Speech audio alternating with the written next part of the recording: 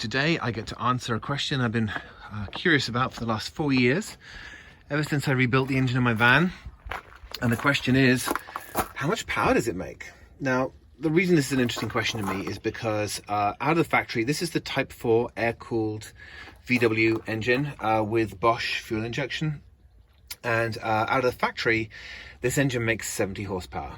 And 70 horsepower in something that, you know, with nothing in it, weighs about 3,500 pounds. But, you know, carries water and carries, you know, you can put stuff on the roof. It's underpowered, to say the least. So when I had to rebuild the engine about 4 years ago, I decided to put a bit of a cam kit in it. Now, there's a place called the Type 4 store online that does a cam kit, the 9590 cam by a guy called Raby. And that's what I've put in, and it's got larger valves. It's a standard displacement. It's just a normal 2 litre, but it's got larger valves. It's got the cam kit. It's got solid lifters, because you have to have solid lifters with the cam, and it feels faster. Like I've probably put 10,000 miles on this since I rebuilt it, and it goes really well. But I've never really wanted to spend the money on it, frankly, to find out how much power it makes. But a group in Seattle called Advance has organized a Dyno day, and I've signed it up, and we're going to go. And I'm excited. And honestly, if it makes anything close to 90 horsepower, I'm going to be delighted. If it's even if it's 80, I'll be pretty happy. So we'll see. So I want to drive it at least enough to get the oil over about 180.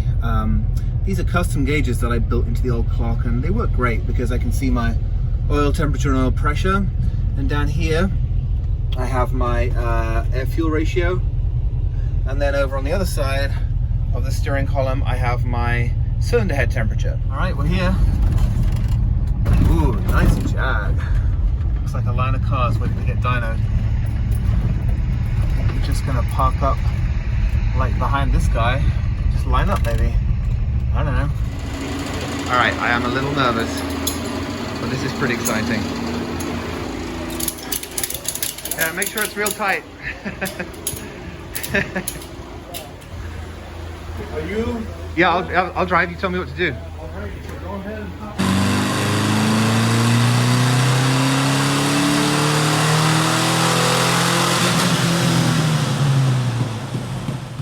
Oh man, that was genuinely stressful.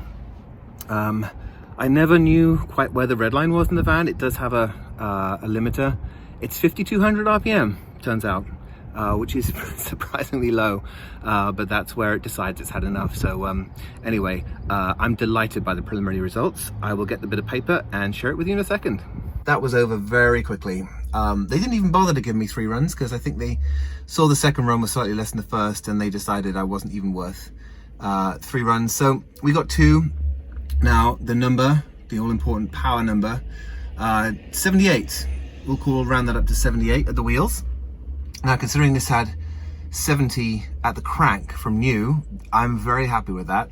I asked them what he would estimate my powertrain losses to be, and he said 15 to 20%, which would put the power right about 90 at the crank, which is exactly what I was hoping for. In fact, it's really at the top end of what I was hoping for, so that's super. The torque curve, really nice and flat, up to about 4,000 RPM, and then it tails off quite a bit. Power is good, all the way up to about, I don't know, 4,500, and starts to tail off a little bit.